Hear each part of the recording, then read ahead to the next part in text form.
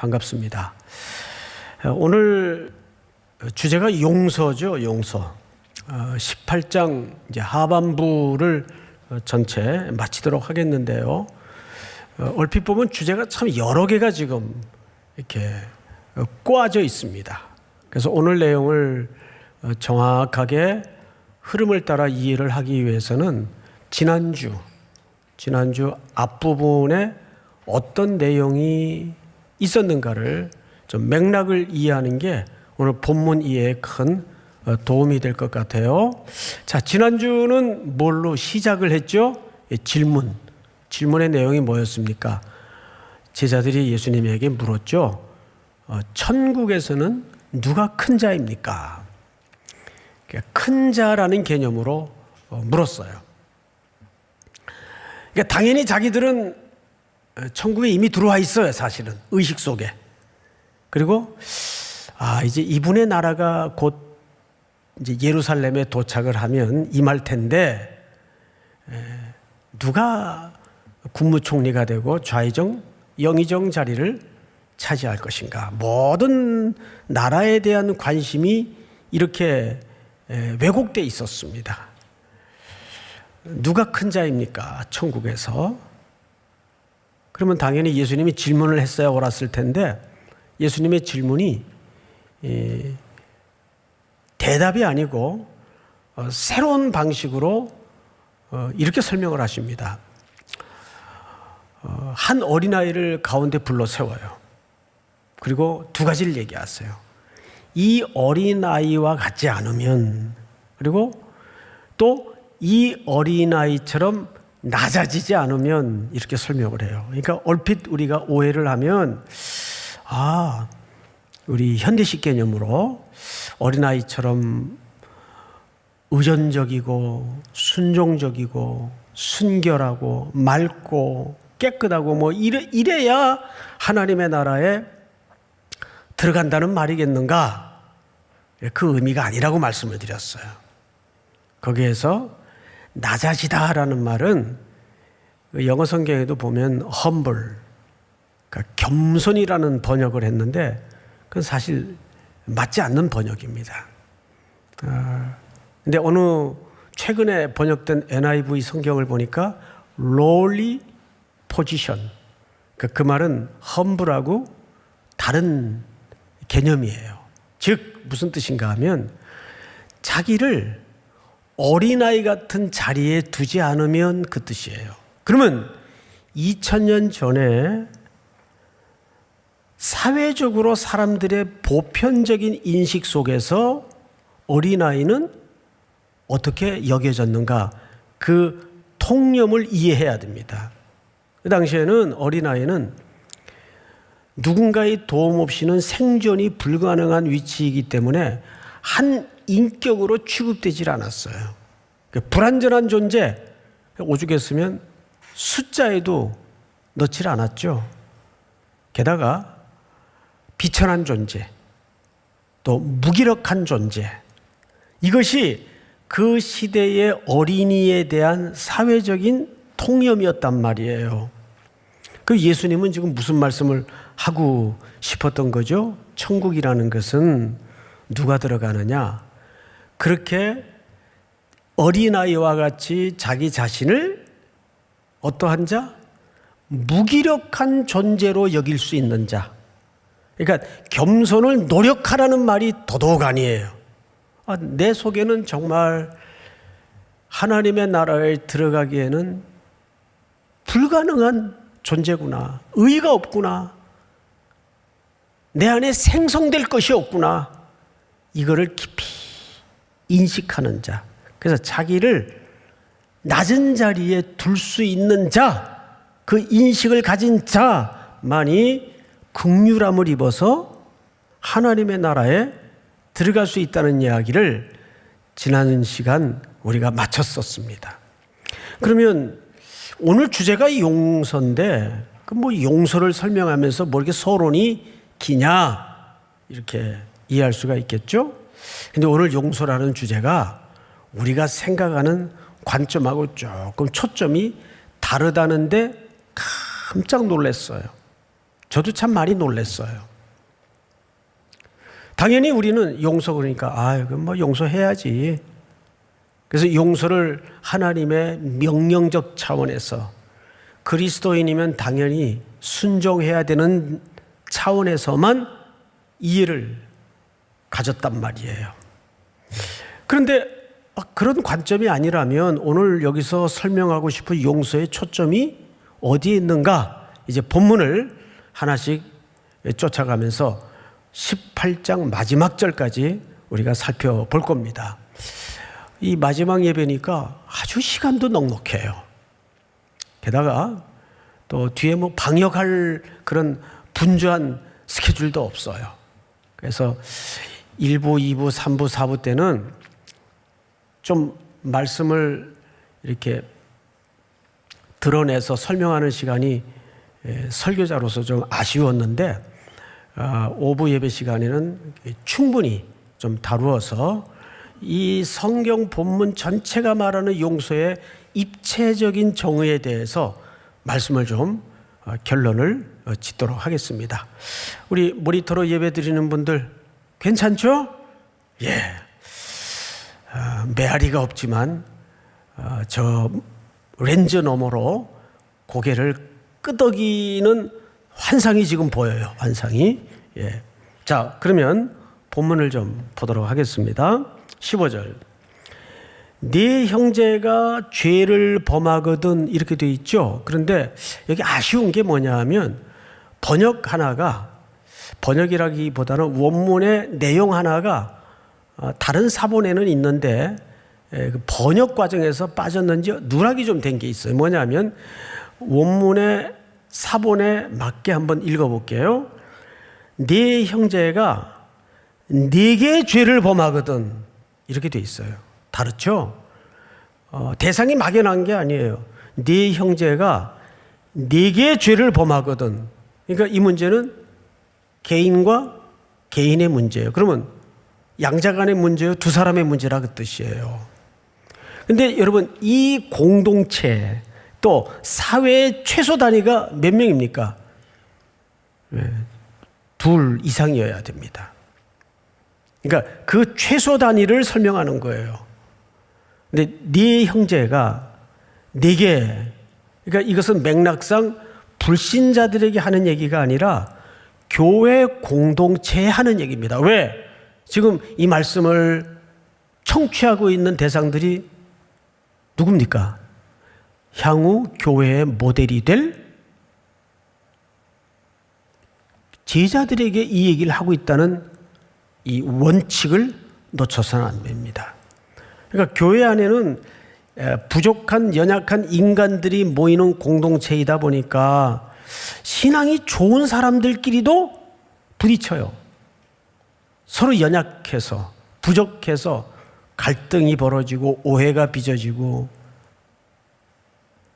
이런 가해자가 되고 피해자가 되는 일들이 왕왕 일어난단 말이죠. 근데 어떤 죄냐? 근데 성경은 다행히 그것을 구체적으로 명시하지 않았어요. 그러니까 여기에는 많은 내용들이 포함될 수 있겠죠? 네 형제가 네게 죄를 범하거든 가서 그랬어요. 가서. 근데 여기에 기가 막힌 소름 끼칠 만한 중요한 구원의 질서가 소개되고 있는 겁니다. 가서라는 말은 자, 이 내용상 가해자가 가서 용서를 빌라는 얘기입니까? 피해자가 가서 용서를 시도하라는 얘기입니까? 그렇죠. 가해자 보고 하는 얘기가 아니에요. 네 형제가 네게 범죄를 했거든. 그러면 누구 보고 먼저 용서의 주도권을 가지고 시도하라는 얘기예요. 네. 피해자. 그러면 이거 뭐 그리스도인이면 뭐 그럴 수도 있어야 되는 거 아니냐 이렇게 생각할 수 있지만 여기에 하나님은 섬찟할 만큼 구원의 원리를 감추고 있다는 거죠. 인류 최초의 가해자는 누굽니까? 아담이에요. 누구에게 범죄를 했죠? 창조주 하나님께 범죄를 했어요. 그런데 여러분, 가인이 먼저 하나님 잘못했습니다, 저 좀 용서해 주세요 그랬나요? 천만에요. 하나님이 먼저 아들 예수 그리스도를 통해서 우리 가해자인 첫사람 아담에게 손을 내밀었어요. 그렇죠, 여러분?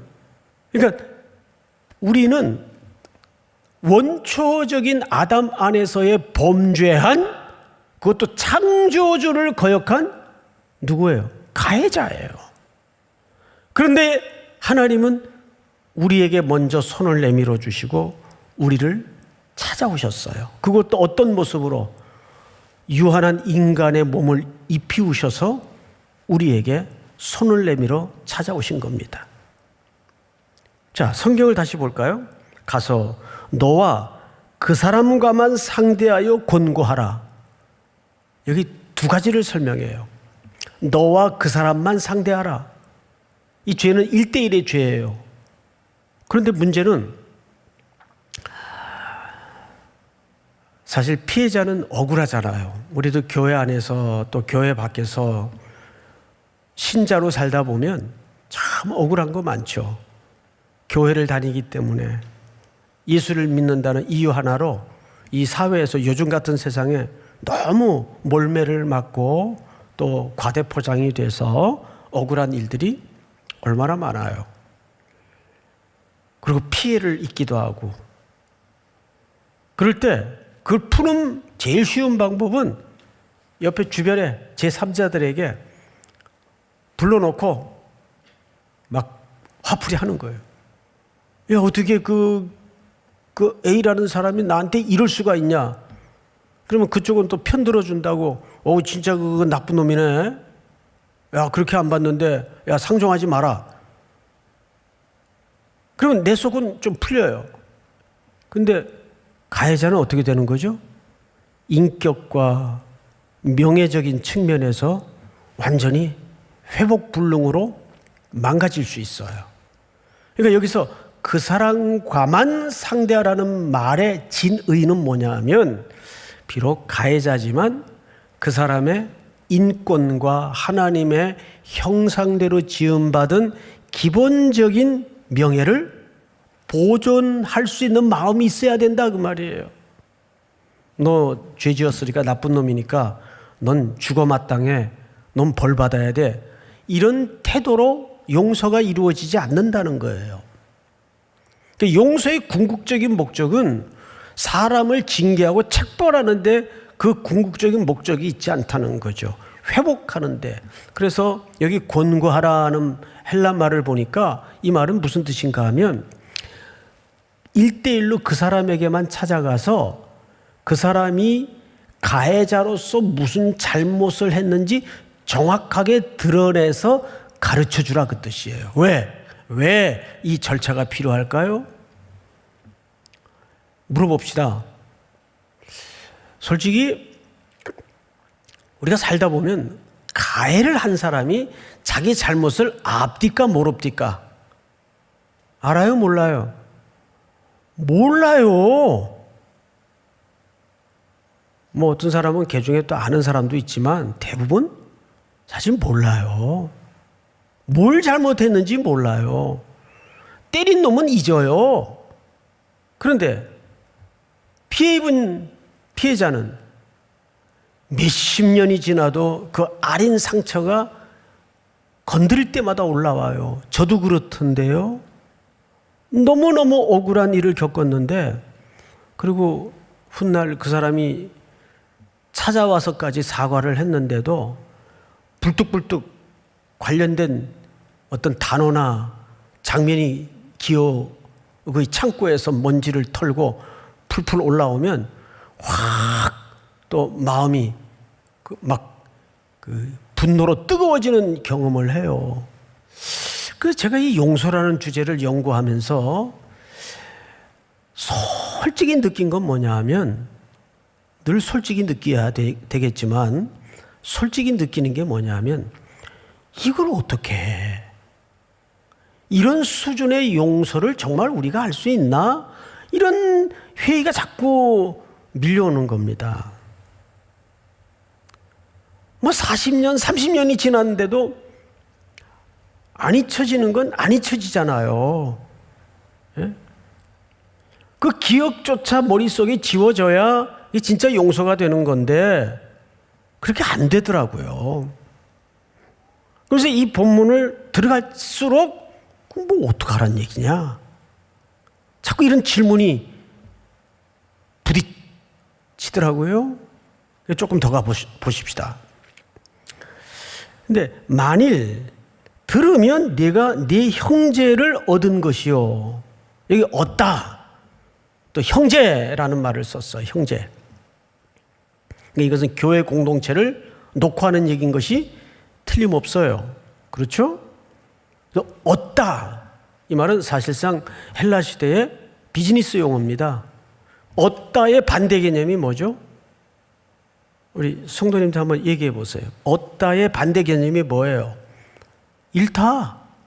근데 지난주 이 일타라는 중요한 개념 하나가 있었어요. 몇 절을 보시냐면, 자, 12절을 보세요. 만일 어떤 사람이 양 100마리가 있는데 그 중에 하나가 길을 잃었으면 그 99마리를 산에 두고 가서 길 잃은 양을 찾지 않겠느냐. 진실로 너희에게 이르노니 만일 찾으면 길을 잃지 아니한 99마리보다 이것을 더 기뻐하리라. 이와 같이 이 작은 자 중에 하나라도 잃은 것은 하늘에 계신 너희 아버지의 뜻이 아니니라. 이것이 오늘 이 본문이 일관되게 흔들리지 않고 말하고 싶은 초점이에요. 그러니까 권면을 해서 다행히 죄송합니다. 제가 정말 깨닫지도 못하고 있었습니다. 용서해 주세요. 제가 잘못했습니다. 그러면 그 형제를 어떻게 하는 거래요? 얻는 거래요. 근데 그렇지 않으면 잃는 거예요. 근데 그 잃는 거는 하나님이 원하는 게 아니에요. 그렇죠, 여러분? 어떻게 해야 될까요? 그 한 마리 양이 돌아와야 공동체가 완성이 된단 말이에요. 100마리의 공동체가. 근데 양이라는 생리는, 이 생리적인 동물의 특징은 스스로 일로 가, 내가 오른쪽으로 돌아가다가 이렇게 길을 잃었지? 하고 이렇게 자기 집으로 돌아갈 수 있는, 자기 우리로 목자에게로 돌아갈 수 있는 귀로 본능이 없어요. 절대 스스로는 탈출한 우리로부터 돌아갈 수가 없어요. 그래서 이 회복의 주도권은 누가 붙들고 있는가 하면 목자가 붙들고 있어요. 목자가 이 양을 누가복음 15장에 보면 찾을 때까지 찾아요. 할렐루야. 그러니까 우리의 회개라는 게, 우리의 용서라는 것이 내게 주도권이 없어요. 결국 오늘 이 용서의 주제는 사실 누구 얘기를 하고 싶은 겁니까? 그리스도. 내가 이 용서를 위해서 이 땅에 왔고 너희에게 먼저 손을 내밀었고 한 마리의 잃은 양, 작은 자, 세상에 무가치하게 여겨지는 그 자를 내 아버지 집에 회복해 하기 위해서 내가 죽어야 된다. 그 얘기를 하고 있는 겁니다. 그러니까 이 용서라는 주제는 1차적으로 너희들 예수 믿으니까 용서해야 돼, 이런 율법이나 명령적 차원이 아니에요. 우리의 용서는 누구의 긍휼 안에 완성되었는가를 설명하는 십자가의 이야기를 여기서 하고 있는 거예요. 근데 어쩌자고 우리 인간은 용서마저도 자기의 의의 단계와 수단으로, 눈금으로 재려고 하는지 모르겠어요. 저마저도 이 성경을 그렇게 이해해 왔어요. 율법주의적 시선으로. 그런데 성경을 읽다가 보니까 이게 주님 이야기고 예수님의 십자가로 향하는 이유에 대한 설명이더라고요. 얼마나 아직 멀었는지.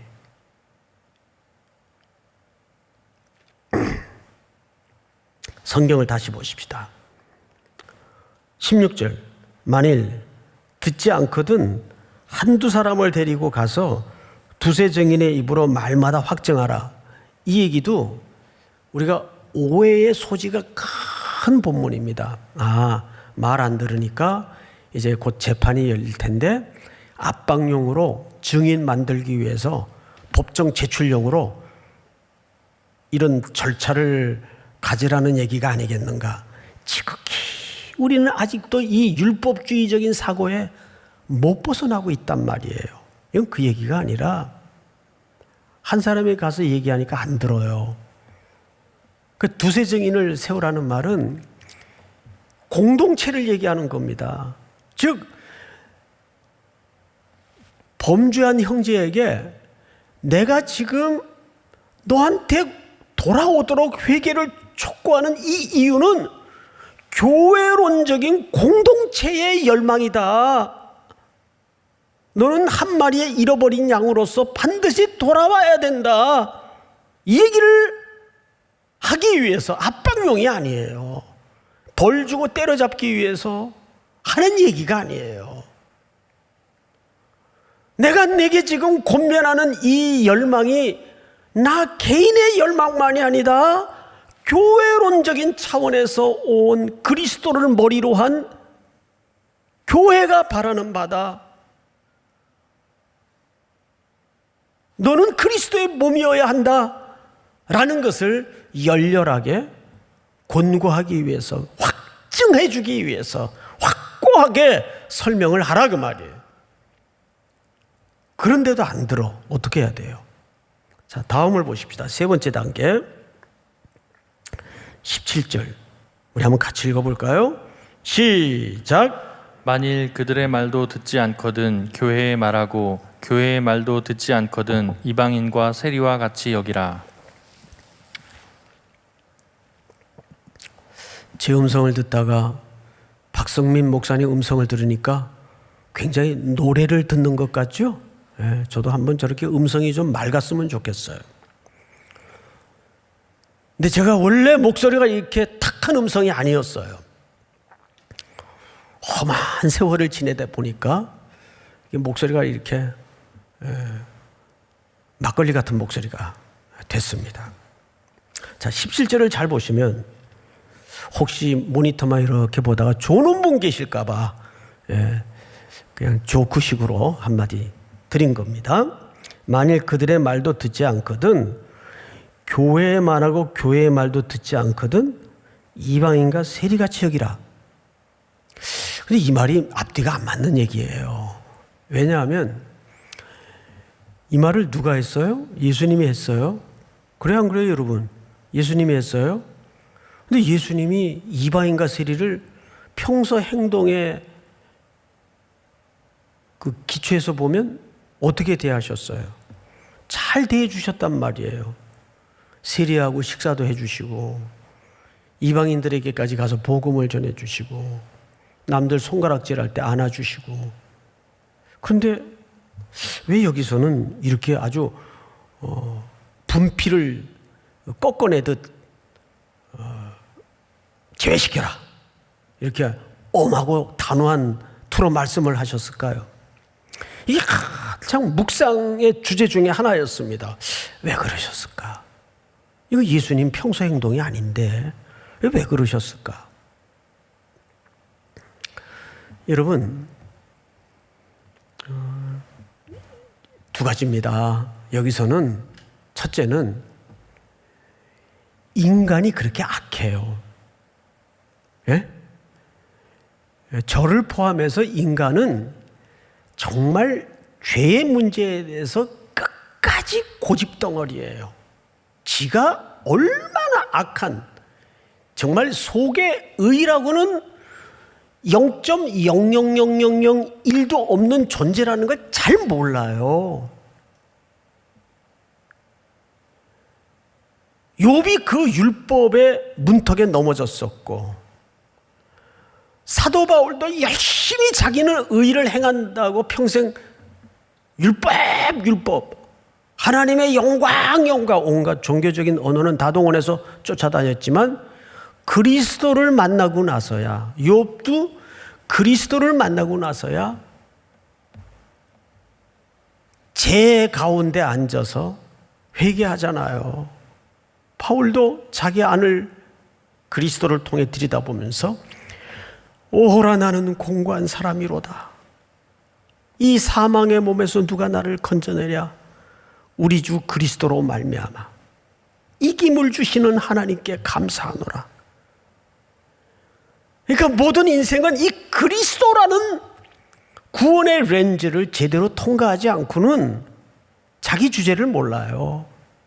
여기서 말하는 첫 번째 초점은 인간이 얼마나 악한 존재냐. 두 번째가 뭘까요? 중요합니다. 그래서 내가 왔다 그 뜻이에요. 그래서 내가 죽으러 왔다 그 뜻이에요. 그러니까 이 이방인과 세리는, 여러분들은 지금 이 말씀을 들으면서도 이건 나는 아닐 거라고 생각을 해요.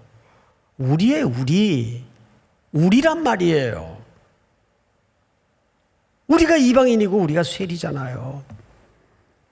근데 이러한 인생들을 위해서 예수님은 이게 인간의 실상이고 그래서 내가 와야만 했다. 내가 십자가를 지러 예루살렘에 올라가야만 한다. 제자들에게 그 얘기를 지금 말하고 싶은 겁니다. 그러면서 주제가 이상하게 좀 바뀌어요. 바뀐 주제를 좀 마저 보도록 할까요? 여러분 지금 다 성경을 열고 계시죠? 진실로 너희에게 이르노니 무엇이든지 너희가 땅에서 매면 하늘에서도 매일 것이요 무엇이든 땅에서 풀면 하늘에서도 풀리리라. 진실로 다시 너희에게 이르노니 너희 중에 두 사람이 땅에서 합심하여 무엇인지 구하면 하늘에 계신 내 아버지께서 그들을 위하여 이루게 하시리라. 두세 사람이 내 이름으로 모인 곳에는 나도 그들 중에 있느니라. 할렐루야. 이 본문 아주 중요한데 갑자기 왜 용서에 관한 주제에서 지금 무슨 주제로 넘어갔죠? 기도라는 주제로 넘어갔어요. 자, 이것이 천국의 원리를 푸는 중요한 열쇠이기 때문입니다. 여기 매면, 풀면 이라는 용어가 등장을 해요. 그러면 이 표현은 교회에 관련된 표현이에요. 근데 여러분, 두세 사람이 지금 여러분 그 생활 현장에서 지금 둘이 계시던 셋이 계시던 거기 누가 있겠다고 약속해 주셨죠? 예수님이 나도 너희들과 함께 있겠다. 그러면 거기가 뭐가 됩니까? 거기가 교회예요. 이미 2000년 전 예수님은 이 비대면 세상을 예견하셨던 것 같아요. 거기가 교회예요. 그런데 왜 갑자기 용서 얘기를 하다가 이 교회 여기로 바뀔까요? 이게 매우 그걸 뭐라고 표현을 해? 아닌가? 촘촘함이 아니고 촘촘한, 조밀한 신학적 연결고리가 있단 말이에요. 교회의 머리는 누구예요? 그리스도예요. 그러니까 이 얘기는 그리스도의 공로 외에는 이 죄인들이 용서받을 길이 없다는 것을, 그것을 구현하고 그것을 실천하는 기관이 예수 그리스도를 머리로 둔 교회이어야 한다는 거예요. 그것이 교회의 중요한 질서이고 교회의 중요한 기초로서 작용을 해야 된다는 거죠. 교회는 그렇게 천상의 그림자의 역할을 이 땅에서 풀어내야 돼요. 그래서 교회는 누군가 얘기했죠. 재생하는 쓰레기통이다. 예수님마저도 내가 건강한 사람을 위하여 오지 않았다. 병들고 치료가 필요한 사람들을 위해서 나는 왔다. 이것이 교회의 간판입니다. 그런데 우리는 교회에 들어와서 마저 지금 뭘 하고 있죠? 얼마나 거룩한가, 나는 얼마나 괜찮은 사람인가의 싸움에 걸려 있는 경우들이 한두 번이 아니라는 거예요. 왜 예수님은 어린아이와 같지 않으면, 낮아지지 않으면 이 표현을 썼을까요? 자기를 무가치하게 여길 수 있는 그렇게 인식한 자만이 하나님의 나라에 긍휼함을 입어 들어갈 수 있다는 걸 그렇게 설명을 한 겁니다. 여기 용서도 우리 보고 1차적으로 하라라는 명령이 우선이 아니에요. 우리가 그렇게 용서를 입은 존재라는 걸 잊지 마라. 너희는 이방인과 같이 세리와 같이 취급을 당할 수밖에 없기에, 그렇게 절망스러운 의가 없는 존재이기에 내가 죽으러 왔다. 그 뜻을 여기서 설명하는 겁니다. 자, 그러자 이제 예수님의 제자 중에 벳이라고 있어요. 베드로가 이런 얘기를 해요. 21절. 그때에 베드로가 나와 이르되 주여, 형제가 내게 죄를 범하면 몇 번이나 용서하여 주리이까? 7번까지 할까요? 자, 이제 앞을 보십시다. 여러분, 말에는 문자로만 읽으면 잘 안 드러나는 그 답답함이 좀 있어요. 그래서 우리가 뉘앙스, 제가 종종 표현하는 거지만 이 글 속에 담아진 하나님의 표정을 봐야 된다, 그런 말씀을 자주 드리잖아요. 이거는 그 시대 사람들의 사회적인 그 숫자에 대한 통념을 알아야 이 얘기가 무슨 얘기인지 확 와닿습니다. 이 얘기는 이런 뜻입니다. 당시에는 제가 이 부분을 연구하다가 깜짝 놀란 사실 하나가 뭐냐면, 이 당시에도 사회적으로 삼진아웃 제도가 있었어요. 삼진아웃 제도. 우리 그 제도가 어느 법률에 지금 관계되어 있죠. 음주운전. 2번까지는 용서를, 음주운전은 2번도 용서를 하면 안 돼요. 자, 또 말이 또 셀라. 그 3번째는 이제 증벌을 하지 않습니까? 뭐 면허를 완전히 빼앗는다든지. 근데 이 당시에 그 중요한 이스라엘의 그 골격이 율법인데, 그 율법을 주도적으로 리더십을 가지고 다루는 사람들이 서기관, 바리새인들이란 말이에요. 근데 이 사람들에게도 이 범죄에 대해서 삼진아웃 제도가 있었어요. 2번까지는 용서를 하는데 3번째는 가차없이 거기에 상응하는 율법적 기준을 대서 책벌을 하고 징계를 해요. 2-3번이에요, 이 사람들은. 2번까지는 봐주고 3번째는 용서 없어요. 그런데 여러 장 앞에서 제자들과 예수님 사이에 이런 대화가 있었어요. 예수님이 그러죠. 너희의 의의가 서기관과 바리새인들의 의의보다 똑같아야 된다, 나아야 된다. 낫지 않으면 하나님의 나라에 들어갈 수가 없다 그랬어요. 그걸 베드로가 들었단 말이에요. 그러니까 베드로는 지금 어떤 마음으로 이 얘기를 지금 하고 있는가 하면, 그래, 이게 지금 천국은 이라는 주제로 말씀을 지금 계속 대화를 주고받고 있는데, 예수님이 이렇게 말씀하시니까 그래도 서기관과 바리새인들의 의보다 나으려면 2번이나 3번 가지고는 어림도 없겠다. 그냥 완전수 7번.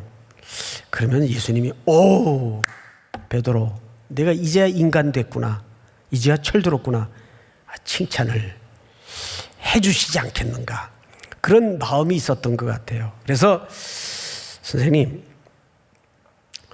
형제가 범죄하면 몇 번까지 용서해야 됩니까? 한 7번 할까요? 그럼 굉장히 막 칭찬이 막 소낙비처럼 올 줄 알았어요. 그랬더니 예수님이 22절 보시면, 아주 그 바람을 푹 빠지게 하는 목양일침을 찔러 넣었어요. 목양일침을. 예수님은 바람 빼는데 전문가예요.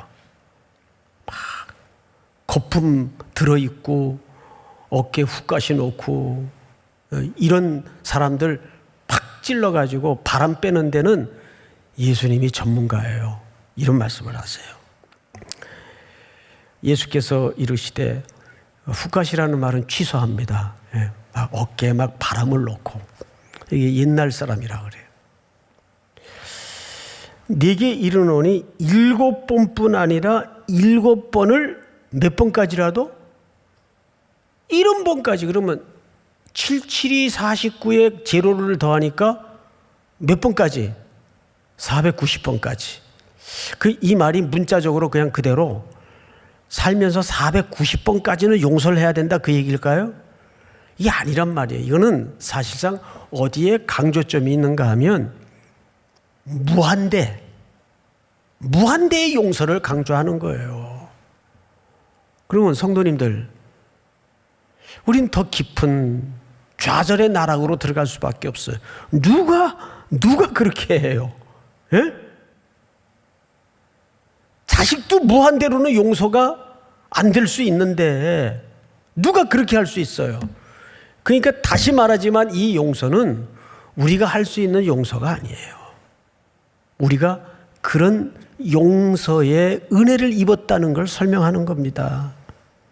자꾸 이것을 하나님의 주권적 시각에서 이해를 해야지 우리에게 이것을 명령하는 율법적 개념으로 이 용서의 주제를 이해해서는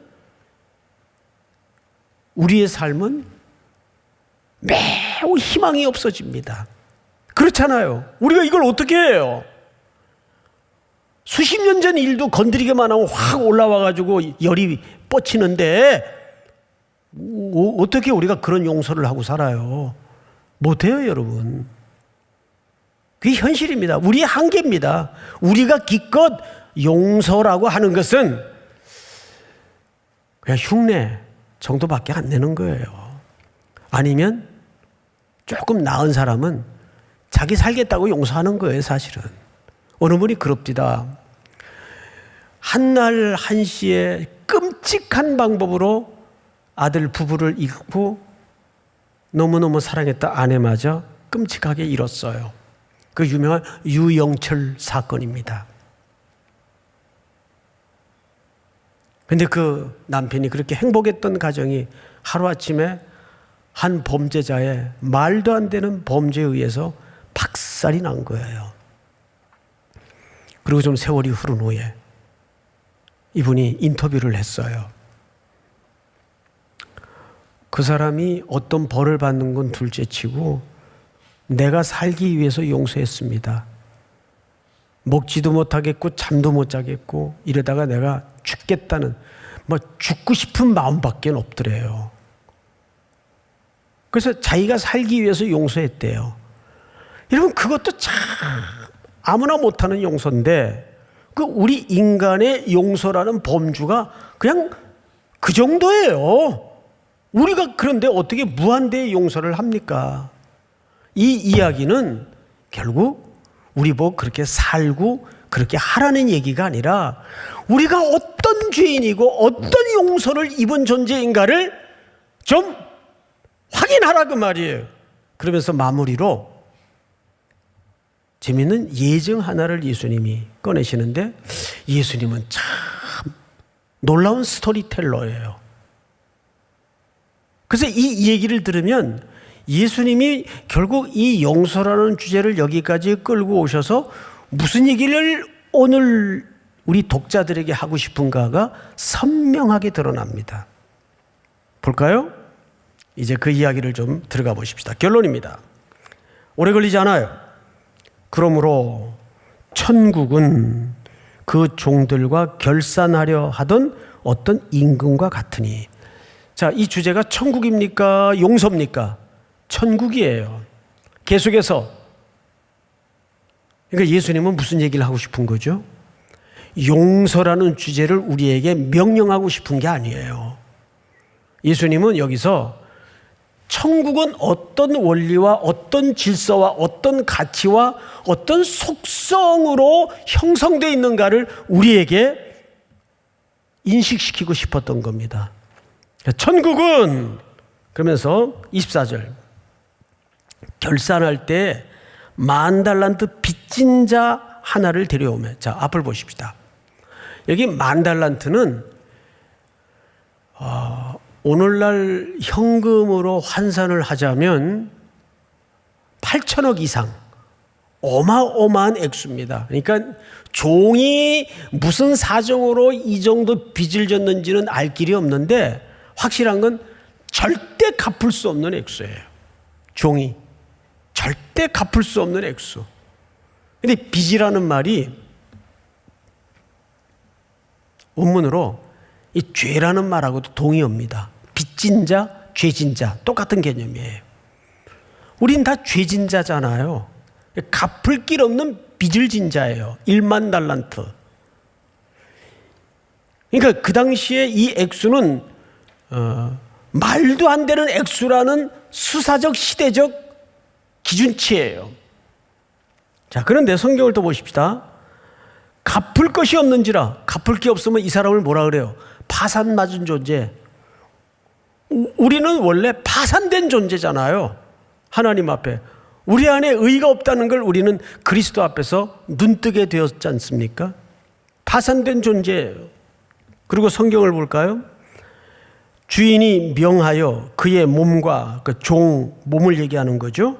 아내, 자식들과 모든 소유를 다 팔아 갚으라. 근데 이거 다 팔아봐야 갚을 수 있는 액수가 안 나온단 말이에요. 그게 파산됐어요 이미.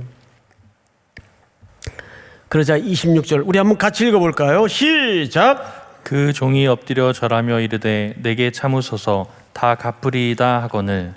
여기서 눈에 띄는 용어 하나가 뭐냐면 내게 참으소서. 이 말은 조금만 기다려 주십시오 그 얘기가 아니에요.